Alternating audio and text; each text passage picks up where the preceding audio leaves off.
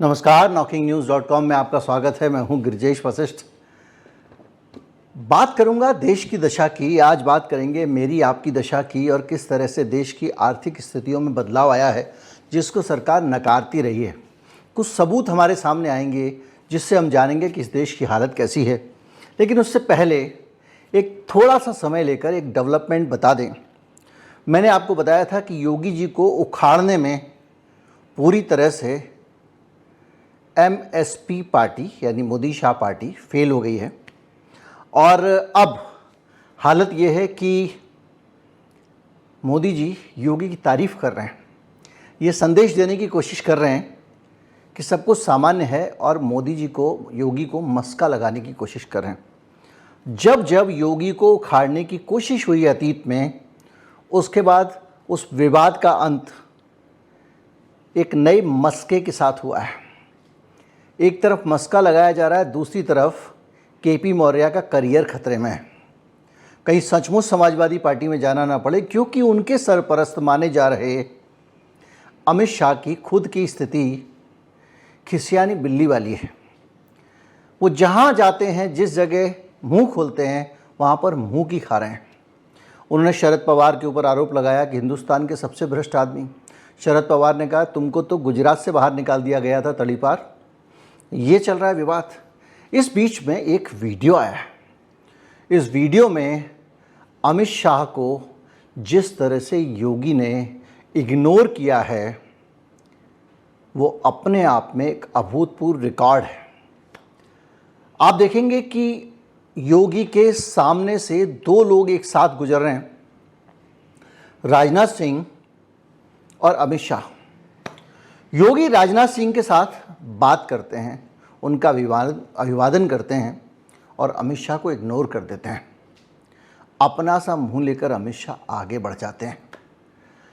अगर आप इन्हीं अमित शाह की ठसक देखनी है तो एक दौर वो भी था जब पार्टी जीती थी, नीचे कार्यकर्ताओं की भीड़ थी और बालकनी से कार्यकर्ताओं का अभिवादन करने के लिए जब मोदी और शाह जा रहे थे तो बीच में जेपी नड्डा भी उनके साथ हो लिए। अमित शाह ने हाथ पकड़कर जेपी नड्डा को, जो पार्टी प्रेसिडेंट है, केपी मौर्य कह रहे थे पार्टी बड़ी होती है सरकार छोटी होती है, उनको एक तरफ कर दिया था।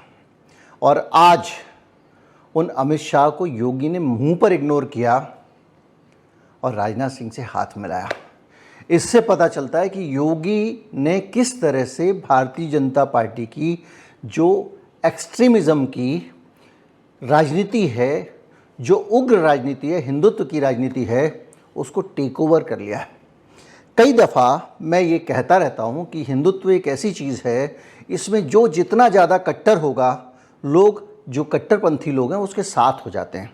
जो आप वोटरों का आधार बना रहे हैं वो उसके साथ हो जाएगा। एक ज़माने में बाल ठाकरे हीरो बन गए थे और उसके बाद में अडवाणी ने अपना एक कट्टर रुख दिखाया तो वो हीरो बन गए। मोदी ने 2002 में उससे भी कट्टर दिखाया तो वो हीरो बन गए। तो ये हिंदुत्व वोट जो है वो इसी तरह से फ्लोट करता है। अब कट्टरता दिखाने के लिए मोदी शाह के पास कुछ नहीं है तो योगी आदित्यनाथ के पास में, और योगी आदित्यनाथ ने ये संदेश पब्लिक में दे दिया है। ये खबर ऐसी थी जिसको मैं छोड़ नहीं सकता था, इसको इसलिए मैंने अपने वीडियो में शामिल कर लिया। लेकिन अब हम आगे बढ़ेंगे और जानेंगे कि 10 साल में इस देश का क्या हाल हो गया है, या कहें कि क्या हाल इस देश का कर दिया गया है। बैंकों के साथ में अब आप लोन लेने जाएंगे तो बैंक हो सकता है आपको लोन देने में थोड़ा आनाकानी करें।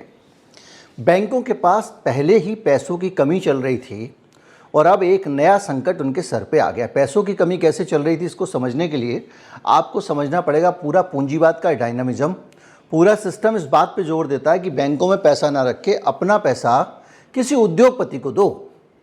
शेयर खरीद लो, म्यूचुअल फंड खरीद लो और वो उद्योगपति आपके पैसे से कारोबार करे, सरकार के से ज़मीन लेकर उस पर कारोबार करे। वो जो कर्मचारी रखे उसको सरकार सब्सिडी दे तनख्वाह पे, आप सोचिए, और वो ऐश करें। उस व्यवस्था में हुआ ये कि बहुत सारा पैसा लोगों ने बैंकों में रखने के बजाय, एफडी में रखने के बजाय उठा के उद्योगपतियों को दे दिया। और आप देख रहे होंगे बड़ी संख्या में जो डीमेट अकाउंट खुल रहे हैं और नए नए इन्वेस्टर शेयर बाज़ार की तरफ जा रहे हैं। जब जा रहे हैं तो इसका असर पड़ रहा है बैंकिंग व्यवस्था पर। अब आरबीआई का एक और हुक्म आया है, एक हुक्म नहीं आया बल्कि उनका एक पेपर आया है जिसमें यह कहा गया है कि बैंकों को इस पर काम करना चाहिए। यह पेपर कहता है कि अब लोगों को, बैंकों को ग्राहकों के लिए कुछ पैसे अपने पास ज़्यादा रखने चाहिए। क्यों ये कहने की नौबत आ रही है, इस पे मैं जाऊंगा। जिस बैंक के पास कम पैसे हैं उसको कहा जा रहा है कि तुम अपने पास और ज़्यादा पैसे रखो, लिक्विड हाथ में ज़्यादा रखो।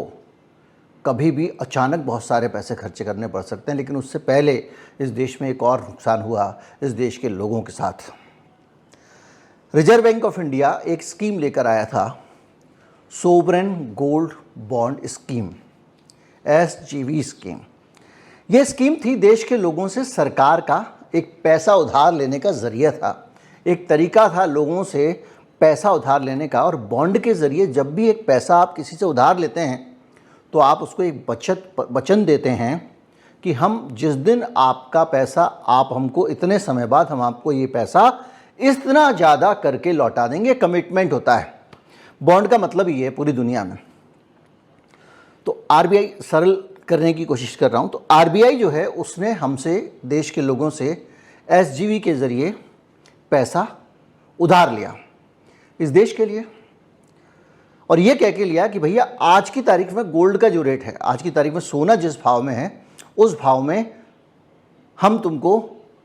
तुम हमको पैसे दे दो, और जिस दिन तुम्हारा ये पैसा मैच्योर होगा उस दिन सोने का, उससे जिस दिन आप ये पैसा विड्रॉ करोगे, बॉन्ड तुड़वाओगे, उससे 3 दिन पहले का जो भी सोने का रेट होगा उस रेट से हम आपको पेमेंट करेंगे। यानी आज अगर सोना 10,000 रुपये है और जिस दिन ये बॉन्ड आपने तोड़वाया उस दिन 26,000 रुपये, तो 16,000 रुपये का आपको फ़ायदा होगा। मतलब की बात यह है, आप बाज़ार में जाके गोल्ड मत खरीदो, आरबीआई से गोल्ड वाला बॉन्ड खरीद लो और आपको उसी रेट में, जिस रेट में आप सोना खरीदते हो वो बॉन्ड मिल जाएगा। दूसरा, ये सोना खरीदते हो तो उसमें मेकिंग चार्ज, ये वो GST VST सब चीज़ें लगती हैं, उससे भी आप बच जाओगे। ऊपर से सरकार ने कहा कि कोई नहीं, आप ये दे रहे हो तो दो, इसके साथ हम आपको एक और इनाम देते हैं, 2.5% ब्याज भी देंगे।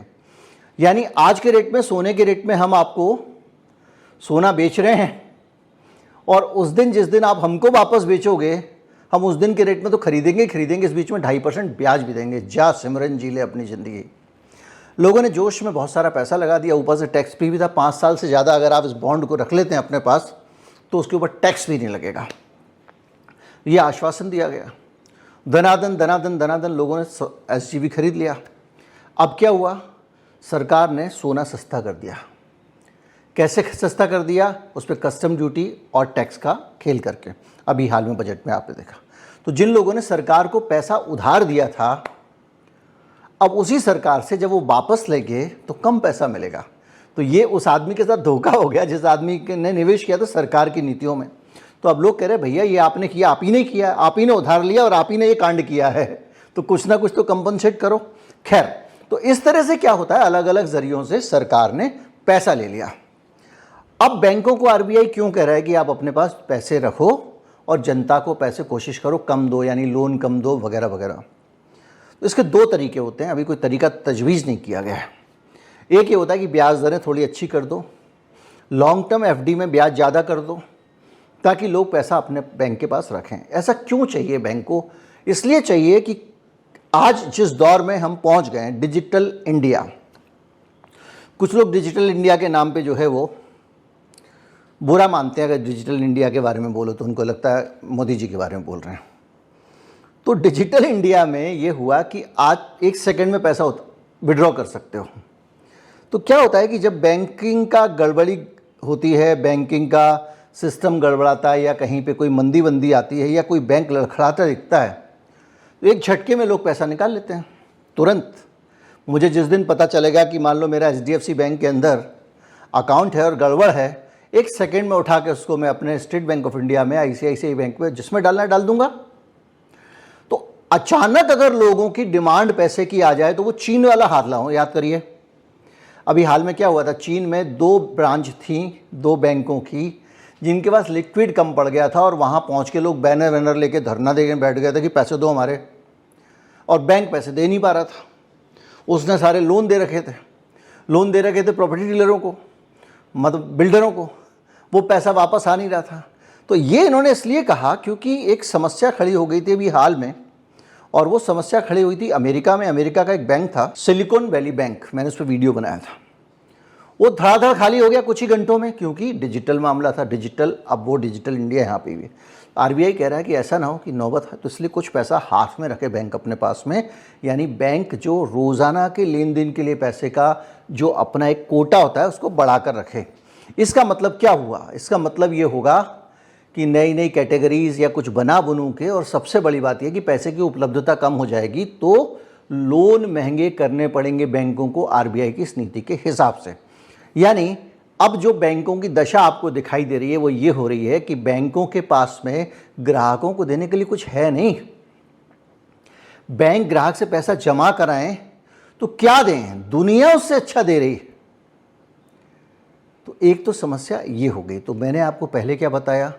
पहले बताया कि किस तरह से गोल्ड बॉन्ड के ज़रिए और कुछ तरह से सारा पैसा अलग अलग ज़रियों से लोगों का ले लिया गया। कुछ सरकार ने उधार ले लिया कि स्टॉक मार्केट में चला गया, पैसा बचा नहीं है और बैंक लड़खड़ा रहे हैं। और अभी हाल में जब हमारा सर्वेक्षण आया था, वित्तीय सर्वेक्षण बजट से पहले, तब भी कहा गया था कि बैंकों के पास लिक्विड की कमी है और उसके लिए कोई स्कीम लानी चाहिए। सरकार स्कीम नहीं लाई बजट में, ये उम्मीद की जा रही थी कि लाएगी।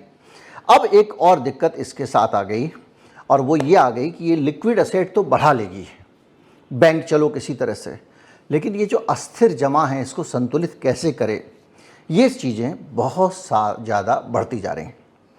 इस बीच में सरकार ने एक और काम किया है जो आपको बताएगा कि इस देश की आर्थिक प्रबंधन की स्थिति क्या है। एक होता है कॉरपोरेट सोशल रिस्पॉन्सिबिलिटी, यानी जो पैसा कॉरपोरेट कमाता है उस पे एक हिस्सा उसको समाज कल्याण में खर्च करना चाहिए। ऐसी सरकार ने एक नियम बनाया और 1% समाज कल्याण के लिए कॉरपोरेट के सर पे डाल दिया। कायदे से तो जन कल्याण का काम वेलफेयर स्टेट में सरकार का होना चाहिए, लेकिन उन्होंने कॉरपोरेट से कहा कि कमाओगे तो कुछ उस पर खर्च करो। कॉरपोरेट कहाँ से खर्च करेगा? वो तो जनता से ही निकालता है, लूट का कोटा बढ़ा देगा अपना। लेकिन अब एक नई चीज़ हुई है, जो सीएसआर का पैसा था वो पैसा सरकार की मर्जी से खर्च नहीं करता था, कॉरपोरेट अपनी मर्जी से खर्च करता था। उसको एक क्राइटेरिया दे दिया गया था कि भाई इस तरह की चीज़ों में खर्चा करोगे। एक मैंने आपको बताया था कि किस तरह से कॉरपोरेट का फंड सरकार के प्रेशर में पीएम केयर में ट्रांसफ़र कराया गया था। देश भर के एनजीओज़ को जो फंडिंग मिलती थी वो पैसा ये कहा गया कि अभी उधर मत दो, पीएम केयर में दो। बहुत पैसा वहाँ चला गया। अब आप उसकी कोई जाँच करवा नहीं सकते, आपको पता ही नहीं है पीएम केयर का क्या सीन है। तो कॉरपोरेट की जो सीएसआर है उसका पैसा, ये जो नई स्कीम आई है इंटर्नशिप वाली, इस स्कीम के बाद वो पैसा सरकार ने सीएसआर का पैसा जो गरीब कल्याण, जन कल्याण, दूसरी तरह की वेलफेयर की स्कीम्स पे खर्च करना चाहिए था कॉरपोरेट को, वो पैसा अब सरकार उनसे खर्च करवा रही है सरकार की स्कीम पे।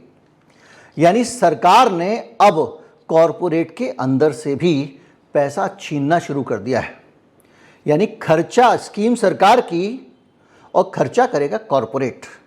यानी सीएसआर में सरकार ने सेंध लगाई। इससे पता चलता है कि किस तरह सरकार जो गरीब गुरबों को देखते होंगे कई दफ़ा कि ये प्रोजेक्ट लगाया है, ये एनीमिया के लिए प्रोजेक्ट लगाया है, ये टाटा का प्रोजेक्ट है गरीब बच्चों के लिए, ये आदिवासी, वो जो पूरा वेलफेयर स्टेट का काम था उस काम के पैसे में ये तय कर दिया गया कि इतना पैसा आप उस काम में लगाओगे जो इंटर्नशिप वाली स्कीम है, मोदी जी की ड्रीम स्कीम, ताकि हम उसको इलेक्शन में बेच सकें और बेरोज़गारी का जो देश में दुर्दशा है उसकी चर्चा ना हो। लेकिन बेरोज़गारी की दुर्दशा की तो चर्चा होगी।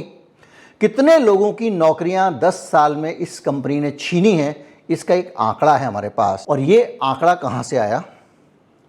ये आंकड़ा स्वयं साक्षात सरकार ने संसद में रखा है। संसद ने बताया कि जो एमएसएमई हैं वो 49,342 एमएसएमई बंद हुई हैं। 50,000 छोटी और मध्यम फैक्ट्रियां, इकाइयां बंद हो गई हैं मोदी युग में। और इनके बंद होने से 3,17,000 नौकरियां चली गई हैं। 3,17,000 लोगों की, 3,17,641 एग्जैक्ट फिगर दिया सरकार ने, लोग बेरोजगार हो गए फैक्ट्रियां बंद होने से। आप कहेंगे कि फैक्ट्रियां बंद होने का रोना बहुत हो गया, वो कभी एक बार नोटबंदी हुई थी उससे कुछ बंद हुई थी, कुछ लॉकडाउन में हो गई, लेकिन अगर आप आंकड़े पर जाएंगे सरकार के तो ये कहता है कि बंद होने के पीछे वो दोनों कारण तो पुराने हो गए। अगर आप ताज़ा आंकड़े देखें तो आप जो देखें एमएसएमई क्लोज़र के आंकड़े, तो फाइनेंशियल ईयर 23 में 13,290 यूनिट बंद हुई हैं, जबकि 22 में 6,022 ही हुई थी और 21 में सिर्फ 175 यूनिट बंद हुई थी। यानी लॉकडाउन के बाद जो फैक्ट्रियां बंद होने वालों की संख्या थी वो 175 थी और 2023 आते आते वो 13,290 हो गई। इससे आप अंदाज़ा लगा सकते हैं कि भारत में नौकरियां जाने का सिलसिला उस दौर के बाद से बढ़ा है, कम नहीं हुआ है। सरकार का आंकड़ा, संसद में आंकड़ा कहता है कि 19,000 नौकरियां, 42,662 नौकरियां सन 2022 के साल में गई हैं। 23 का भी नौकरी जाने का आंकड़ा नहीं है और 21 में 19,682 ही नौकरियां गई थी, 19 से 42,000 हो गई। ये वो आंकड़ा है जो सरकार के पास में फैक्ट्रियां बंद होने के लिए कुछ अर्जी दरखास्त लगती है उसका है। एक आदमी कहीं पे 2 कमरे का मकान लेके किसी अनऑथराइज कॉलोनी में जो बाल्टियां बनाता था, उसने अपना काम बंद कर दिया, नौकरों को बोल दिया कल से मत आना, वो आंकड़ा इसमें नहीं है। ये जो बाकायदा पीएफ वीएफ काट के प्रॉपर एम्प्लॉयमेंट देने वाली कंपनियां होती थी, ये उन कंपनियों का आंकड़ा है। ये बताता है कि किस तरह से जो उद्यम रजिस्टर्ड है एमएसएमई में नौकरी पाने कर्मचारियों का, उसमें रजिस्ट्रेशन की संख्या 5 गुने से ज़्यादा बढ़ गई है। ये किसी और का आंकड़ा नहीं है, एमएसएमई मिनिस्टर जीतन राम मांझी ने लोकसभा में रखा है। बेरोजगारी का हाल ये है।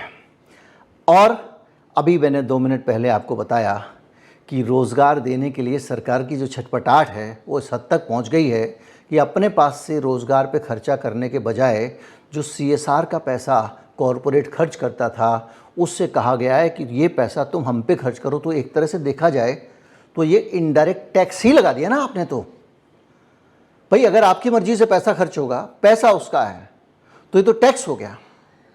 इसको आप ये नहीं कह सकते वो सीएसआर है, क्योंकि सीएसआर तो उसको अपनी सोशल रिस्पॉन्सिबिलिटी निभानी थी, वो अब सरकार की रिस्पॉन्सिबिलिटी निभाने के काम पे आपने लगा दिया। तो ये जो सिचुएशन है इस देश की वो आपके सामने है और सिचुएशन के बीच में लगातार आंकड़े आ रहे हैं जिनमें ये पता चल रहा है कि देश के आदमी की जेब में पैसा नहीं है।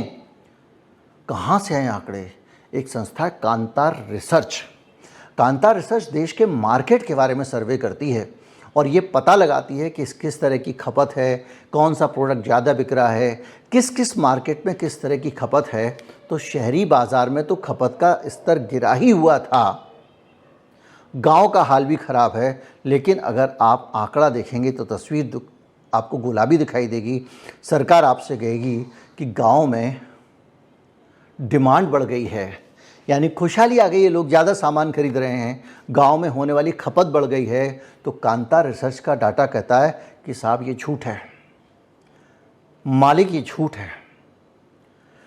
गांव में जो खपत बढ़ी है वो आबादी के अनुपात में बढ़ी है, यानी कि गांव में जितनी आबादी बढ़ी है तो आदमी, जब आबादी बढ़ जाएगी तो खाने वाले ज़्यादा बढ़ जाएंगे, उसलिए वहाँ पे खपत बढ़ी है। खपत ये नहीं है कि एक आदमी ने ज़्यादा खरीदना शुरू कर दिया है। अब मैं आपको बताऊंगा कि खपत जो है वो नहीं बढ़ती है तो क्यों नहीं बढ़ती है, ये हम सबको समझना पड़ेगा। खपत के पीछे 2-3 फैक्टर होते हैं। पहला फैक्टर होता है पैसे की उपलब्धता। उम्मीद करता हूँ कि अर्थशास्त्र की सारी चीज़ें मैंने सरल तरीके से आपको समझाई होंगी। एक होती है उपलब्धता, मेरे पास पैसे हैं, मैं बिंदास खर्च करूँगा। आज तनख्वाह मिली है, 1 तारीख को तनख्वाह मिलती है, घर में नई नई चीज़ें आ जाती हैं, बहुत सारी चीज़ें आ जाती हैं। पप्पू तेरे को कपड़े लेना है तू ले ले, इसको ये लेना है ले लो, ये होता है क्योंकि तब पैसे होते हैं। जब आपके पास पैसे की उपलब्धता नहीं होती तो आप बजट कट करना शुरू कर देते हैं। अचानक आपको पड़े हुए पैसे मिल जाए तो आप 2 किलो मिठाई घर पर खरीद के ले जाते हैं। तो इस तरह से सरकार, जनता के पास जब पैसा आता है तो चीज़ों की खपत बढ़ती है और इसीलिए आपने देखा होगा कि ब्याज को कम या ज़्यादा करके आरबीआई महंगाई को नियंत्रित करता है। बल्कि अमेरिका का फेडरल रिजर्व वहाँ की महंगाई को नियंत्रित करने के लिए लगातार ब्याज महंगा कर रहा है, और इस स्तर को बनाए रखने के लिए भारत की सरकार, भारत का आरबीआई भी ब्याज बढ़ा रहा है, ताकि धन की उपलब्धता जनता में कम रहे। और धन की उपलब्धता कम रहेगी तो जाहिर बात है आदमी खरीदारी कम करेगा। पहली चीज़ होती है धन कम होना, पैसे की कमी। तो भारत में पैसे की कमी है, और पैसे की कमी होने के कारण लोग ज़्यादा खर्चा नहीं कर रहे हैं। खर्चा नहीं करेंगे तो माल नहीं बनेगा, माल नहीं बनेगा तो फैक्ट्रियाँ नहीं चलेंगी, और फैक्ट्रियाँ नहीं चलेंगी तो एक तरफ तो आप कह रहे हो कि खर्चा नहीं करने के लिए लोगों के पास पैसे नहीं हैं, तो चीज़ों के दाम नहीं बढ़ेंगे, क्योंकि जिसका माल नहीं बिकेगा वो कम दाम में निकालेगा। लेकिन उल्टा भी होता है। मेरी फैक्ट्री है, मैं 10,000 जूते बनाता हूँ, मेरी 10,000 जूते बनाने की कैपेसिटी है, बिक रहे हैं 5,000। फैक्ट्री की जो बिल्डिंग है वो तो मैं छोटी कर नहीं दूंगा, फैक्ट्री की मशीनों पे जो मैं ब्याज दे रहा हूँ वो तो कम कर नहीं दूंगा। तो at the end of the day मैं क्या करूँगा, 4 कर्मचारी कम कर दूंगा, 6 कर्मचारी कम कर दूंगा, 50 लोगों को नौकरी से निकाल दूंगा। बेरोजगारी बढ़ गई, पहली चीज़। दूसरा, मैं अपने खर्चे मीट आउट करने के लिए कल के दिन जिसको मैं अपना माल सप्लाई करता हूँ उसको बोलूँगा, भाई ये जूता मैं आपको 50 रुपये का देता था, अब मैं आपको 60 से कम नहीं दे पाऊँगा। पढ़ नहीं रहा है, पढ़ता नहीं आ रहा है, क्योंकि मैं ज़्यादा जूते नहीं बना पा रहा हूँ। तो महंगाई कम करनी थी आपको, महंगाई बढ़ गई। तो क्या हुआ, एक फैक्टर होता है पैसे की कमी। जब लिक्विड कम होता है मार्केट में तो महंगाई बढ़ती है, एक चीज़। दूसरा होता है जो जनता का सेंटीमेंट है। अगर आपकी नौकरी का भरोसा नहीं है, कल रहेगी कि नहीं रहेगी, आपकी तनख्वाह का भरोसा नहीं है, कल रहेगी कि नहीं रहेगी, तो आप क्या करोगे? आप पैसे संभाल के रखोगे या खर्च कर दोगे? आप चाहोगे कुछ पैसे जोड़ लो, कल का कोई भरोसा नहीं है। जिसकी नौकरियां गई थी कोविड में अभी तक नहीं मिली हैं। हर तीसरा आदमी या तो घर पे बेरोजगार बैठा हुआ है, या उसने कुछ उल्टा सीधा कर लिया, या घर वालों को झूठ बोल रहा है, घर वाले उसके झूठ बोल रहे हैं कि नहीं नहीं नौकरी है, ताकि बेइज्जती ना हो। जिसकी नौकरी गई थी कोविड में, जो सस्ते लेबर वाले थे उनको तो मिल गई, जो सीनियर लोग थे, बड़े एक्सपीरियंस वाले थे, जो बड़ा काम करते थे, उनके पास काम नहीं है। हर इंडस्ट्री में ये हाल है, यहाँ तक कि आईटी इंडस्ट्री में भी ये हाल है। तो क्या हुआ कि जब इनसिक्योरिटी रहेगी तो क्या करोगे, आप पैसा जोड़ के रखोगे और कम खर्च करोगे, तो कंजम्पशन कम होगा।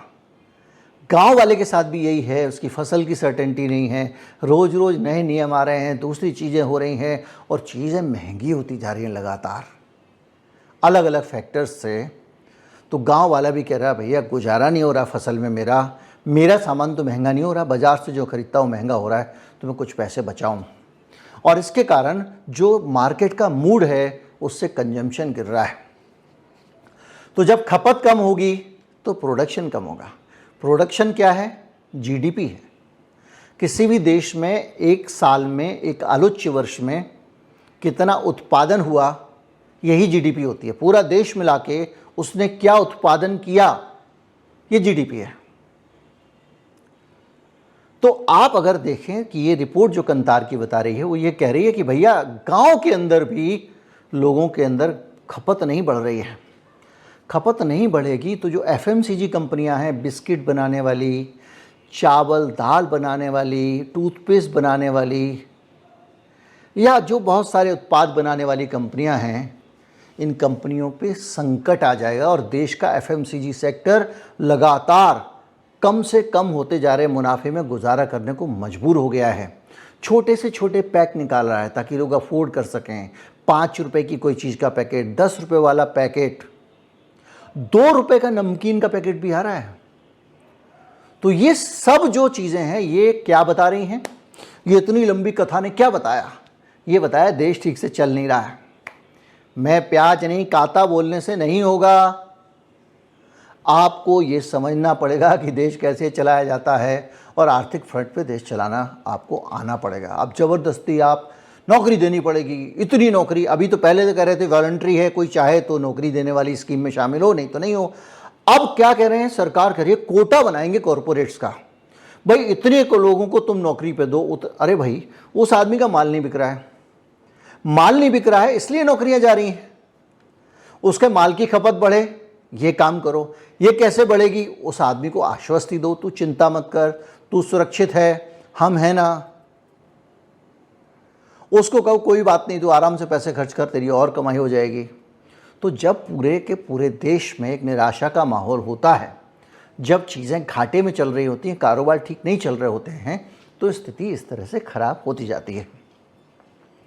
उम्मीद करता हूँ ये बहुत कठिन विषय भारत की आर्थिक दशा का मैं सरलता से आप तक पहुँचाने में कामयाब रहा हूँगा।